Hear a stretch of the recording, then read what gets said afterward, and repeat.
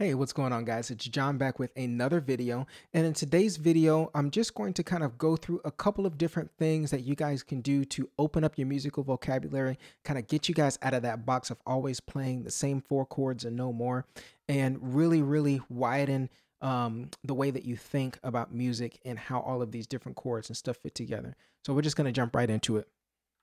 So the first thing that I want to start off this video by saying is that this is not going to be a theory video, okay? I'm not going to be breaking down a lot of the different chords and stuff like that I normally do, because this is really going to be a concept video, okay? Now, what I want you to grasp in this video is understanding the limitations that you're placing on yourself, or maybe the limitations that you have been taught, okay? And breaking out of those limitations, all right? And the first thing that I want to do to demonstrate this problem is look at a key like C, where it's all white notes. There's no black notes in the key of C, okay? And what we learn when we first are learning how to play piano, especially in the key of C, is that all the white notes are the right notes, okay? And so we are shied away from experimenting with some of the different accidentals and things in the key of C. If I were to play an E flat chord when I'm in the key of C, that won't work because it's not in the key of C. E flat and B flat are not in the key of C. I need to stick with my chords that are in the key of C. Okay? And so when I play something like this, that note's not in the key of C. So we're told we can't play that note. Okay? One thing that I want to demystify for you guys is that it is okay for you to borrow chords from different keys, even if it's the same key but a parallel key. Parallel key meaning that, you know, C major has very different notes than in C minor. Okay? And when we're playing in the key of C, sometimes we can borrow notes from the C minor scale.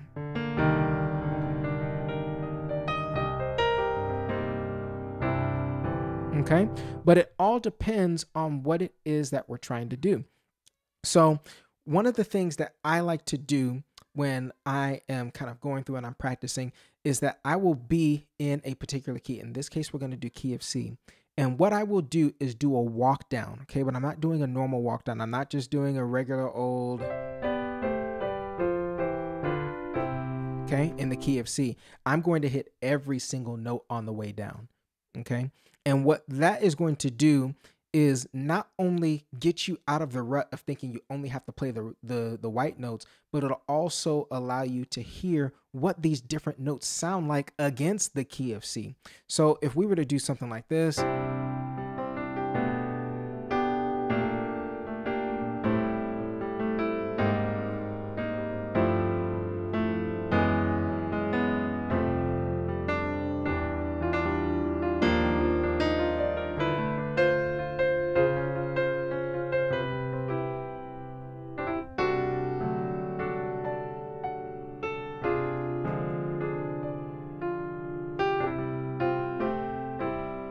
okay, there's a lot of chords in there that don't belong in the key of C, but none of it sounded terribly bad at all.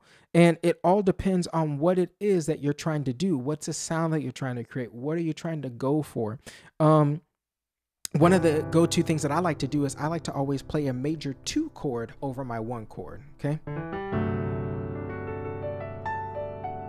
That gives me a nice Lydian sound, or that's speaking in modal terms, but essentially it gives me an uplifting sound. Okay.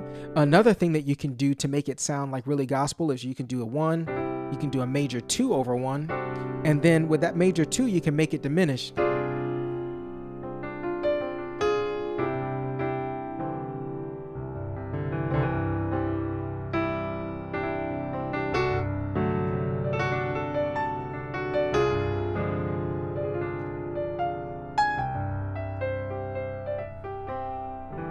Okay, and literally, if I just did those in root position so you can see them, let me move this down so you can see. Okay, we got our C, major 2 over the 1, and then make it diminish.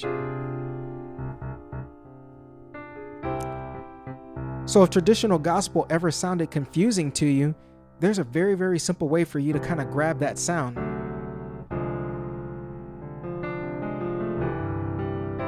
Okay. And again, that was in the key of C. And if we were only thinking of the key of C as, oh, well, only the white notes, then you would never be able to explore those different sounds and those different things because you'd be so locked into, I can only play the white notes. Okay. So let me kind of go back a little bit and backtrack and show you how I did that walk down. So essentially, the only thing that I did was anywhere where I had a chord that did not belong in the key of C, I literally just made it a major chord, right? So I got my 1, 5 over 7. So now I'm going to go to this B flat and I'm just going to make it a major 7 chord. Okay. 6 is minor, A flat major. Yeah. G major. When I actually went to, if I go to this 3, I can do a major 2, because we know that D major works over C, and of course it would work over F sharp because it's in the same thing, right? So in this case, I'm kind of doing a like a slash chord. Then I'm doing my F, which is major. Okay, I can do a 1 over 3 here instead of a minor chord. Major on the E flat. I can do my D major here if I want to. And then I can do a major chord here.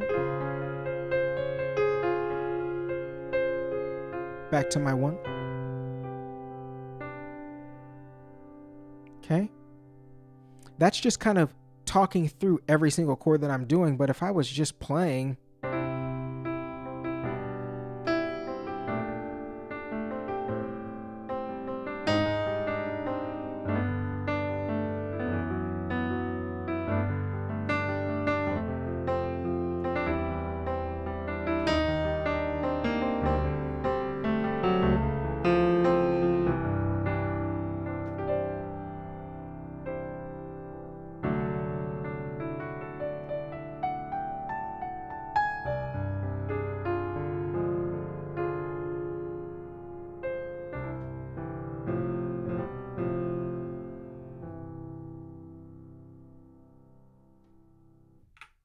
okay, that's just an example in the key of C of using notes that don't belong in the key of C.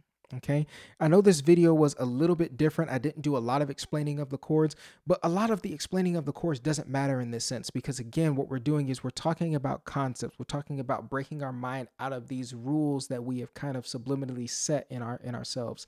And so this applies to any key. If you're in the key of E, the key of D, try to experiment with chords or notes that are outside of that key. And what you'll find is that a lot of the stuff actually doesn't sound that bad at all. Okay. And I'm going to do some more videos in the future that kind of explain how to call these certain things out. Like, what do we call it if we're playing in a normal key? Like, do I call it a flat 7, a flat 6? Those are different things that I'll explain in a more in-depth video where we kind of go through the technicalities and some of the theory. But in this particular case, I just wanted you guys to use your ears, grab a couple of the little tricks that I was playing here and there so that you could really start to understand what it sounds like to truly have freedom when you're playing. If this video was helpful to you guys, let me know down in the comment section below. Let me know if I needed to explain something in a little bit of a different way. I know a lot of you guys out there learn things differently. And so I want to make sure that everybody is receiving something from the channel. So feel free to hit me up in the comments down below. I am working on some stuff on the side so that way I can start doing private lessons and also group lessons for you guys. So that stuff is in the works. So keep your hand on the pulse for that one. I'm also working on some courses for you guys as well. So there's a lot of stuff that's going to be coming, and it's just taking me a minute to get everything going. As you can see, the studio is looking a little bit different.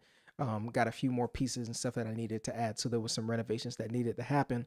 But needless to say, I'm here for you guys. Anything that you guys need, I'm going to be working on some private content for you guys for those of you who want to subscribe monthly to some of the things that I'm doing, where I do full-on in-depth song tutorials where, you know, I'm not able to do them fully on YouTube because of the copyright and stuff. That's stuff that will eventually be available for you guys as a part of a membership platform, so that way you guys can really see in depth what I'm thinking about when I'm learning these songs, how am I able to do all this stuff and all these keys and really give you guys a full breakdown of these songs the way that they should be done. But at any rate, that's enough talking. You guys get to work. I'll see you in the next one. Be blessed.